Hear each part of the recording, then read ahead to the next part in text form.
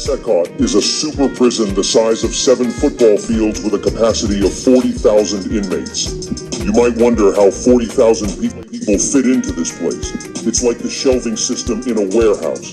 Now let's get to it. You should know that the most dangerous country in the world is El Salvador, and Nayib Bukele, the president of El Salvador, has turned it into the safest country in Latin America in a very short time.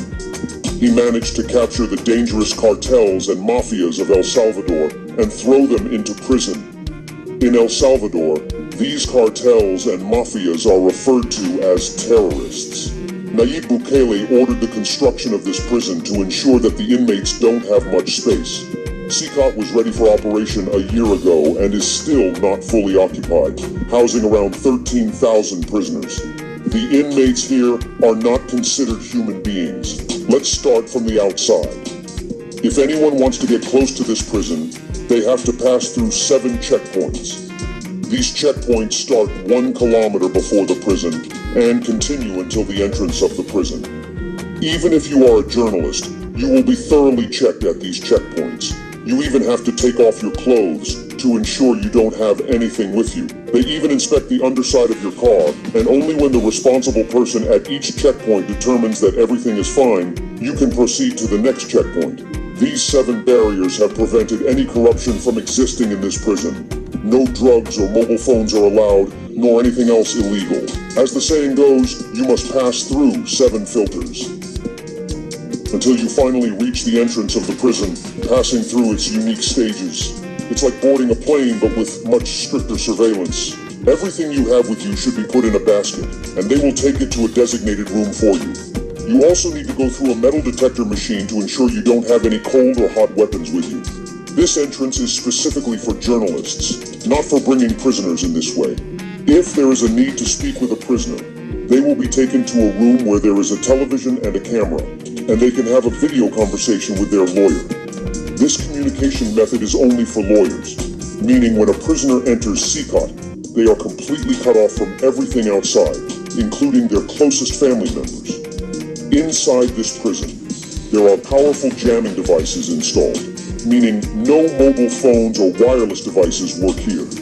The officials have their own special wireless system when they need to communicate, so the prisoners have no contact with the outside world. Then they are taken through an X-ray machine. This machine even shows internal body parts, so it reveals anything, even if it's inside their stomach.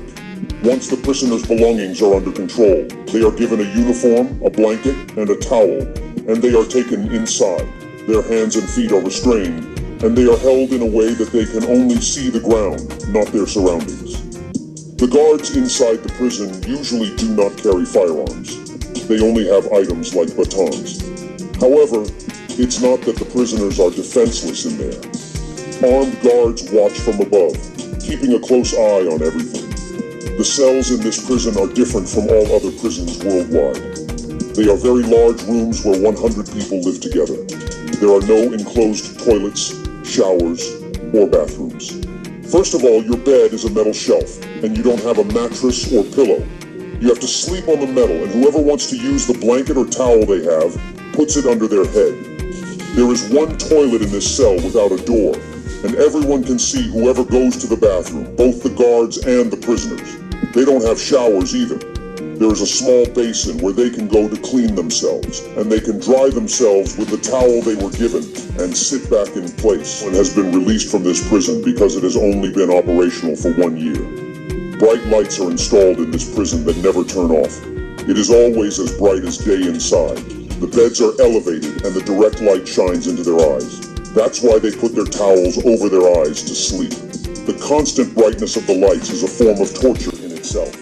People living in such an environment are always agitated, and even if they find some inner peace, it disappears quickly. Furthermore, prisoners have no idea what time it is, what day it is, or how long they have been in this prison. All these factors contribute to extreme anxiety and anger in the prisoners. Each cell has a large window with bars facing the main hallway, where guards are always standing and watching inside the cells.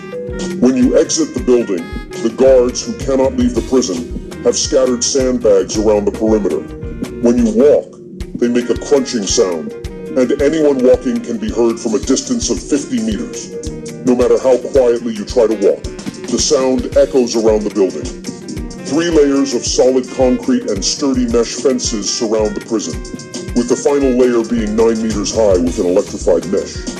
In other words, it can be said that escaping from this prison is impossible. 10 prisoners at a time.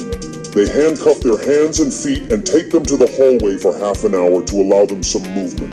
After half an hour, they bring them back and take another 10. The hall where they take them has natural light so that they can see a bit of sunlight. All the officers serving in this prison have their faces covered, and their faces should never be seen. It is for the security of the officer and their family, as a cartel member could potentially identify the prisoner. Before Nayib Bukele, El Salvador was in the hands of criminal cartel mafias, and people were terrified of them.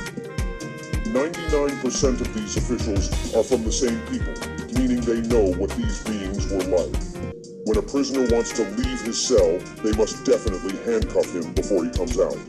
Then they let him out, bind his feet, and connect his hands and feet with chains. And sometimes they connect several prisoners together and move them. The government of El Salvador says that if you want to imagine what these people were like, you should know that, for example, these 20 people who are exercising have killed at least 200 people. So don't think they are just involved in ordinary crimes. In the sports corridor, they unlock their handcuffs and leg restraints so they can exercise, but there are officers standing all around them, armed with weapons, keeping an eye on them. Their job is easy in one way. They can easily understand which group they belong to. The most famous of these groups is MS-13, and this gentleman was a member of that group. Different cartels usually have enmity with each other, and in this prison, there are cartels that are blood enemies, especially as if they throw them close to each other. In one cell, there are several blood enemies who dare not look at each other because they are not afraid of their enemy. They are afraid of the officers who are watching them. Come here and see if they are angels. They take the file of one of these prisoners and bring it out, saying, "Read it. It includes rape, kidnapping, murder, robbery, torture of others, drugs, and anything you mention." Most of the time, reporters become convinced and understand that these are criminals and wrongdoers. We can say that El Salvador was under their control before Nayib Bukele, and they had turned the country into a bloodbath. That's why ordinary people have no sympathy for them. The people of El Salvador pray to Nayib Bukele that after decades, we can breathe in this country. Now, if one of these prisoners protests, speaks out, gets into an argument, or creates any other problem, they have to go to the black hole. It's a dark cement room with only one light, which is the toilet and bathroom. They throw the prisoner in there and keep them there for a few days to weeks, depending on the severity of their mistake. When the door is closed, there is no light inside. The small hole above can barely be seen.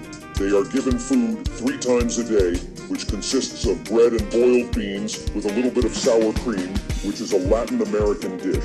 This is their breakfast, lunch, and dinner.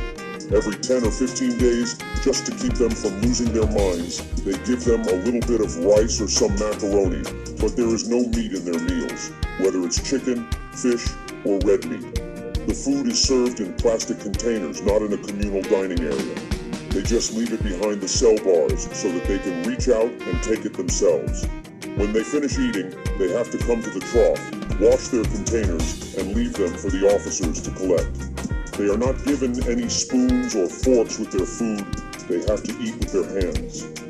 In most Latin American countries like Brazil, if you visit their prisons, you will see that the criminals and cartels have their own kingdom inside the prison. I will praise thee, O Lord, with my whole heart.